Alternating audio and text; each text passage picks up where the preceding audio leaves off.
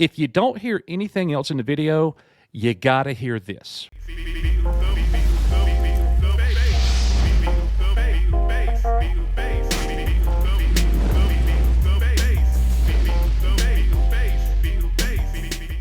We have massive updates about the newest Star Wars Disney debacle, The Acolyte. They're flat out lying to us, Matt Rissman. They are flat out lying to us about the show is so successful, they're saying. And that's exactly what we're going to get into it. We're going to show you the lie that Disney is telling, and unfortunately, the shills are eating it up. This article dropped yesterday afternoon.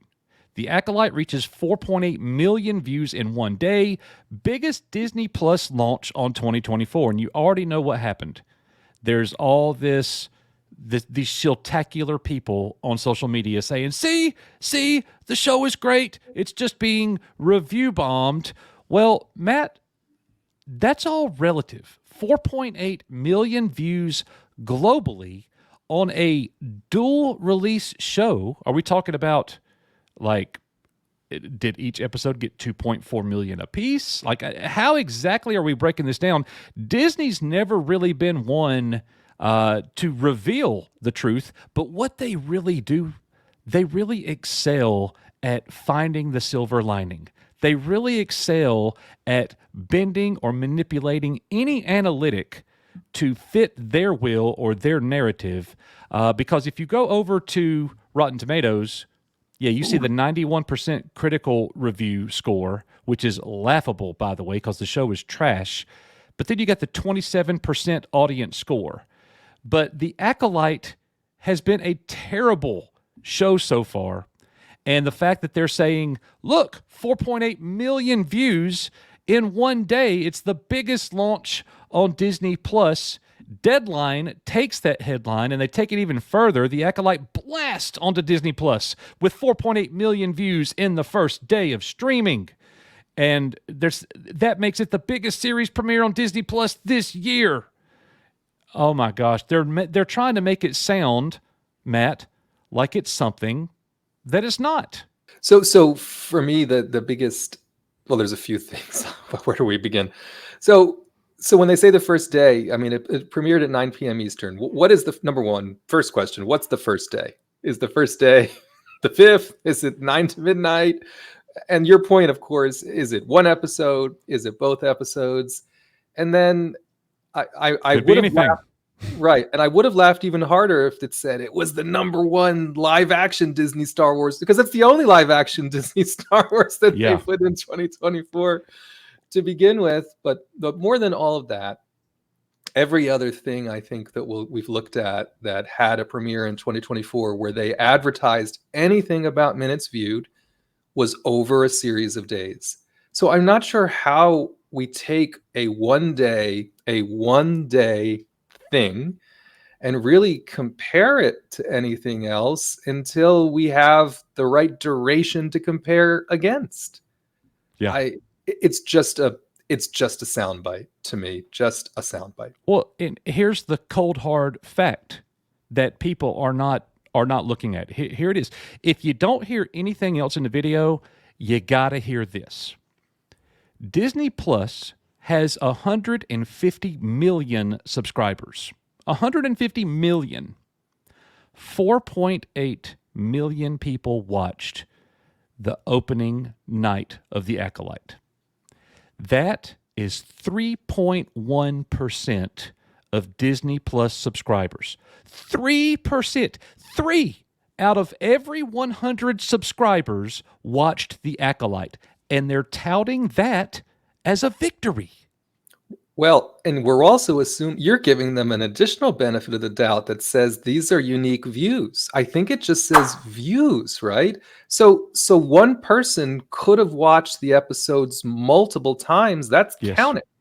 So I would suspect the percentage of comparable to the overall subscriber base is even lower than your straight math shows, because I think we do have some folks who would have watched this more than once.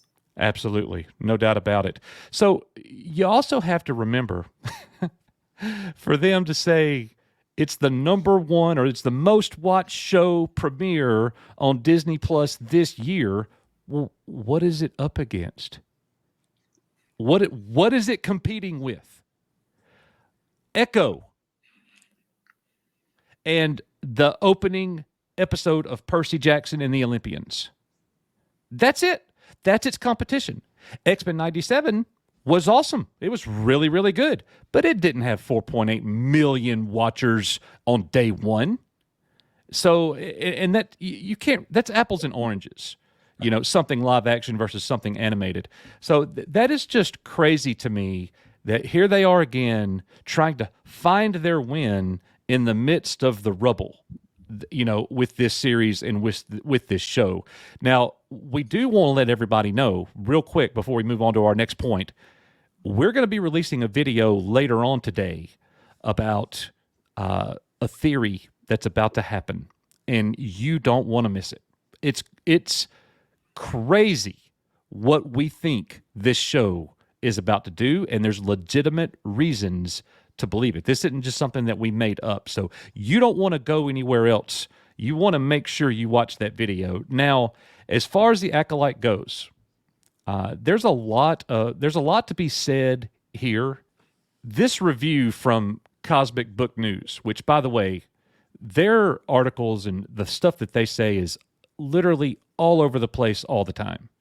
They will take any angle on anything. That they're not very consistent, you know, with their criticism and their praise. You never know what they're going to say. I think they just do whatever they can for clicks. Like this title here, The Acolyte's first 2 episode review. Useless sloppy mess, all about diversity. All right, so here's the thing.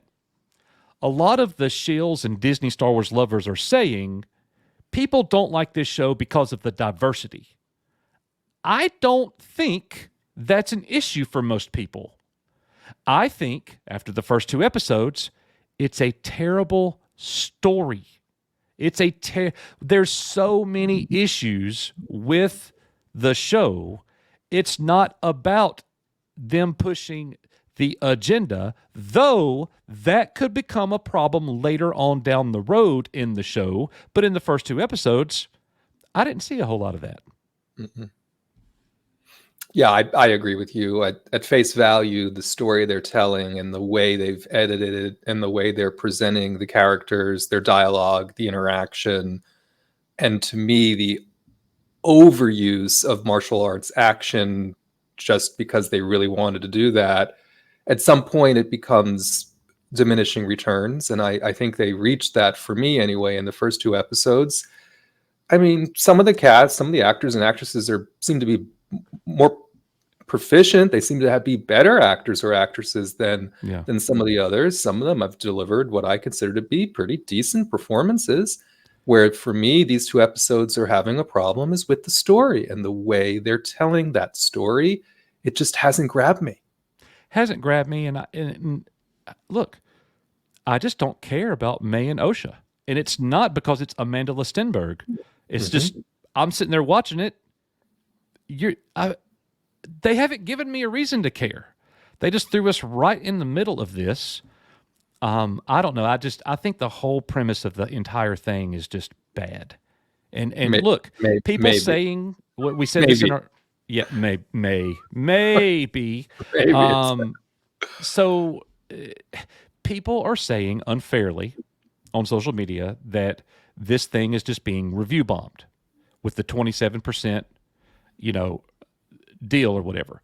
But when I watch these first 2 Star Wars shows, and the critical review score is at 93%, how can you justify that?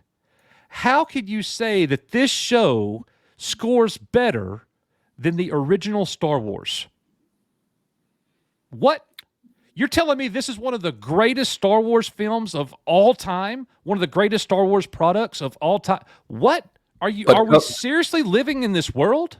But Coach, review bombing only works one way. It's never a positive. It can't be such thing as a positive review bombing. Right. Can there be? It always is very negative. Yeah. Those shills have to keep those VIP passes. they don't get to go to the premieres anymore. I have to tell you honestly, you mentioned Percy Jackson as a comparison point here. I watched the Percy Jackson series. I will tell you the first 2 episodes of Percy Jackson were much more engaging than the first 2 episodes of The Acolyte. You immediately cared about the characters. You understood the story. You had an investment in what they were doing. It was well thought out. Mm-hmm. I don't know what else to say. And clearly it's not a series made for me. Well, let's move to a different streaming service. And you are too. We're watching Dark Matter over on Apple Plus TV. Yep. Superior to The Acolyte in every way. And nobody's talking about it. It's so good. Every Apple TV Plus original series that I have watched has been superlative to pretty much every Disney Plus live action series that I've seen, potentially with the exception of the first season or two of Mando, which in retrospect I'm not sure was really that great, but it was very innovative, and for its time it was really good. And then obviously I have to put Andor in there just because I think that's a Tony Gilroy thing. I think that has nothing to do with Disney Plus, sadly. It has nothing to do with any standards that Lucasfilm has or that Disney Plus. The reason why Andor looks the way that it does is because Tony Gilroy demands it. Yeah, that's what he does. His vision. And he creates a story that makes sense. And he's been doing it for a very long time. Yeah. Well, guys, let us know in the comments what you think. Do you think, is Disney guilty here of lying and changing the numbers and just finding their wins in the silver lining? Of course they are. Let us know what you think about The Acolyte. Thank you for watching this one. Make sure you watch our next video. You don't want to miss it. We are Echo Base Network. May the Force be with you. See you on the next one. Take care, all. I am Fadawan.